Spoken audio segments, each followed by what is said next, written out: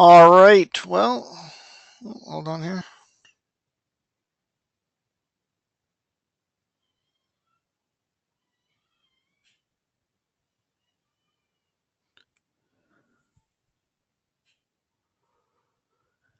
All right. Well, good afternoon and welcome to the end of day market review for Monday, August 20th, 2012.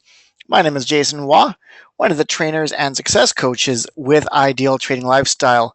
I'll be walking us through today's presentation.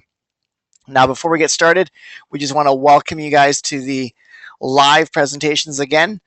We did go to recording sessions over the summer just because everybody was on holidays and people really just weren't able to necessarily commit to the daily regime that would go along with the end of day market review.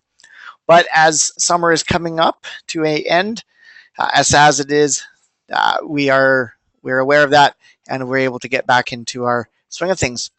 So we'll be having our end of day market review every Monday and Wednesday. And then on Friday, we'll be having an end of week market review. All right. So before we get started, we are going to ask that you give this disclaimer a quick read.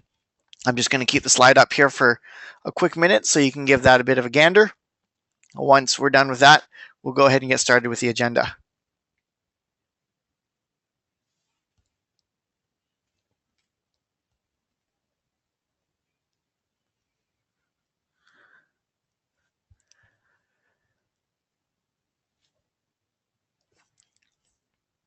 All right. So on our agenda, we've got things like market analysis. While we're looking at the market news, we're just going to go ahead and we're going to be taking a look at what's been going on a global scale. How has that been affecting the US markets? By understanding what's going on in the marketplace, we'll be able to identify whether or not we should or shouldn't be trading just by the emotions of the rest of the traders out there. We're then going to go ahead and take a look at the S&P 500 as well as the Toronto Stock Exchange. While we're looking at charts for these two indexes, we're going to be identifying support and resistance, as well as identifying the location of their MACD. By doing this analysis, we'll be able to get a good idea of just where things are in the big scheme of things. Are we coming up to resistance or are we just coming off of support? Where are things going so that we know that we can be trading aggressively or starting to get a little bit more casual about it. We're then going to go ahead and take a look at the volatility indicator. When we do that, we'll be able to identify the level of volatility and fear that's in the current marketplace. The higher the volatility and the higher the fear, the more sporadic that the price movement is going to be. Once we're done with this, we're going to do some watch list picks and then answer any questions that customers might have. So first off, we can see that the markets did end up with a pretty flat day today. This was after a 6-week rally. Now, there were some companies that continued on with their rally, Apple being one of them. They are continuing to push into their new highs. So all in all, the Dow Jones has gone down 0.03%, with the S&P 500 at a break even. It's neither up nor down. Oil has gone down 0.05%, putting it at $97.69 per barrel. And finally, gold has risen today. It is up 0.27%, putting it at $1,623.70 per ounce. And right now in front of us, we've got a chart for the S&P 500. You can see over the week how we ended up having a tough time breaking through 1400 and 1405. A couple of days ago, it did end up finally breaking through that resistance level and has now been faced with some new resistance at a previous cycle high that was established on the 1st of April. Whether or not it's going to break through that resistance level is going to be really dependent on how much further the markets are going to try to push themselves up. Though if we look at what's been going on, we can see that we've had a great run. We've pretty much been up nonstop for the last 2 weeks. And as a result, we need to pull back a little bit. This pullback doesn't mean that we're going to be losing momentum. This pullback does not mean that markets are going to start turning around and start going sour. It just means that we need to pull back, take a bit of a breather, and then go on back up again. You can see throughout the months of July and August how there have been some slight pullbacks. Those pullbacks went down. They didn't go down as low as their previous lows, which was a bullish sign, and then they end up working themselves up higher, creating even newer highs. So it's very possible that the S&P 500 is going to dip down maybe as low as 1375, and then on its way back up again, there's a very good chance that it's going to go up and beyond 1425 and into some higher highs. Taking a look at the TSX, you can see that it too has broken through some of its resistance levels. It is now looking for some resistance at 12,250. Now the MACD is looking a little bit stronger here for the TSX, although both are rising bullish. This one seems to be rising bullish with a little bit more aggressiveness. There's definitely a space between the black and the blue line, which suggests that the TSX is not nearly as overbought as the S&P 500 is, though both are definitely getting into that territory. Will the TSX do better than the S&P 500? We really don't know. We just know that we need to keep a close eye on the markets as the markets open up, and we're going to be keeping an eye on the opening news and futures. That's going to help us with our trading decision.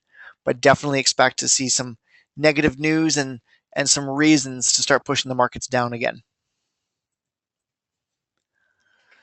All right, so as we look at the volatility index, we can see that it is at 14.03.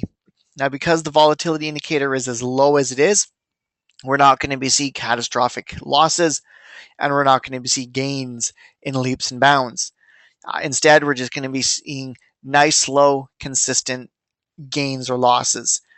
And that's the nice thing about the volatility indicator being as low as it is. It means that things are steady.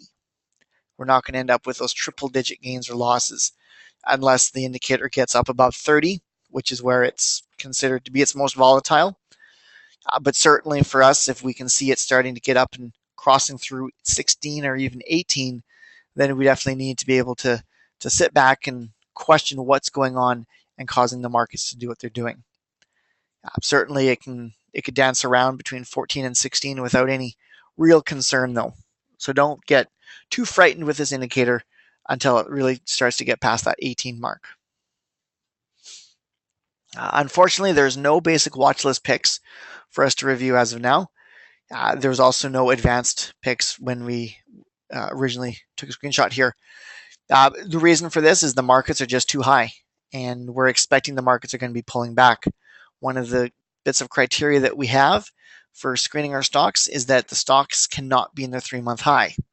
And if the markets themselves are in their 4-month high, it only makes sense that the companies themselves will also be doing the same thing.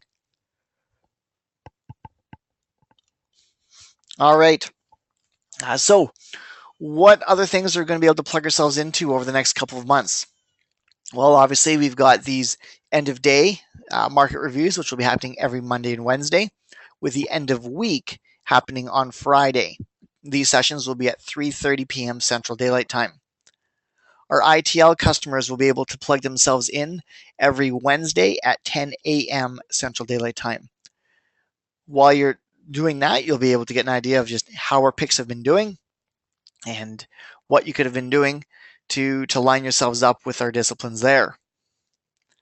Our options customers, you will be able to plug yourselves in September 6th, October 11th, November 15th, and December 13th.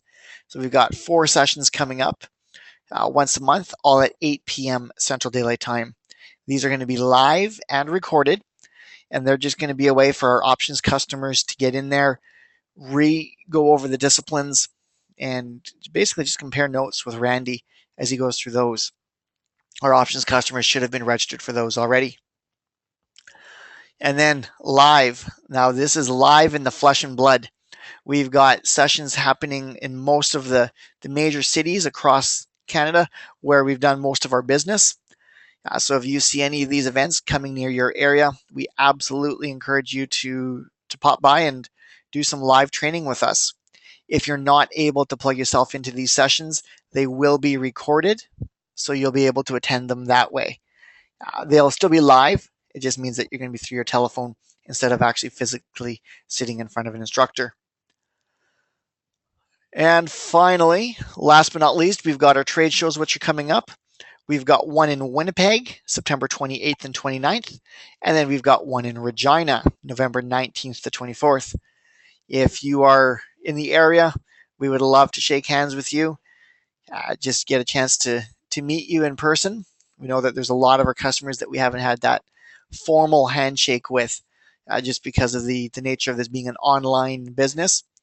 But absolutely, we'd love to be able to put a couple of faces to the names that we frequent with. So with that said, you'll be able to plug yourselves into those on the dates listed above. If you would like, you can go back to the community news, and all of these dates are listed there as well.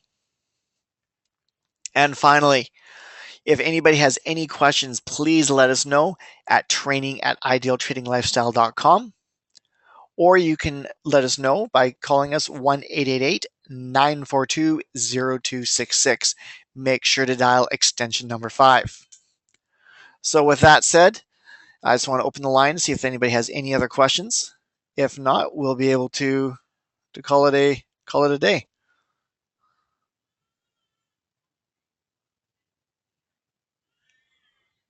All right. Well, as per usual, thank you for attending today's presentation. We'll touch later. Ciao for now.